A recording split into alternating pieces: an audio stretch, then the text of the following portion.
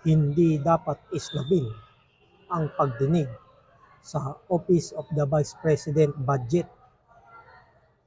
Inisnab ni Vice President Sara Duterte ang ikalawang hearing ng House of Representatives noong Martes kaugnay sa hinihinging 2.037 bilyong pisong budget ng kanyang sariling tanggapan para sa 2025. Sa pagdinig noong nakaraang linggo, nagkainitan ang Vice President at mga mambabatas na miyembro ng House Appropriations Committee.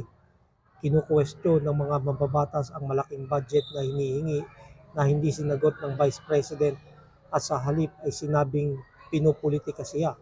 Sa pagdinig noong Martes, nagkainitan naman ang mga mambabatas na kampi at hindi kay VP Sara kung ang budget daw para sa Office of the President ay tradisyon ng hindi binubusisi, ganun din dapat siya sa Vice President. Pero marami ang nagpahayag na dapat mabusisi ang hinihinging budget para sa 2025. Sabi ng mga mambabatas na kumukwestiyon sa budget, dapat humarap ang Vice President at hindi dapat nagtatago na parang bata. Kapag nakukwestiyon, sabi pa ng ilang mambabatas, ang hindi pagdalo sa pagdinig ay malinaw na pag-iwas sa accountability. Dapat daw sagutin ng Vice President ang Kongreso at ang taong bayan.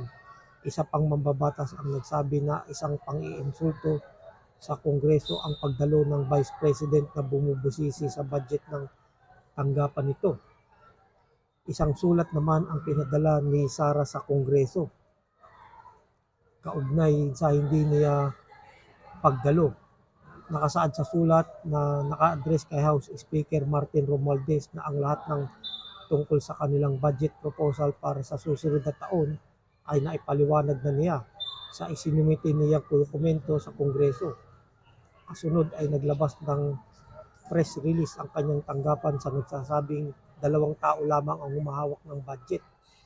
Isa raw ay si Speaker Romualdez at ikalawa si Ako Bicol Party List Representative Saldico. Ang dalawa raw ang nangha-hijack ng billion of pesos para ipagpagawa o ipagpa-repair daw ng mga classroom. Sinabi kahapon ni VP Sara na may kaugnayan sa budget ng Department of Education ang dahilan ng kanyang pagre-resign sa nasabing tanggapan.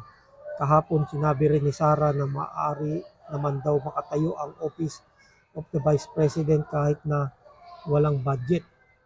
Sa halip na magpalabas ng mga tape interview at mga press releases na may kaugnayan sa budget ng kanyang tanggapan, dumalo siya sa pagdinig at sagutin ang katanungan ng mga mambabatas.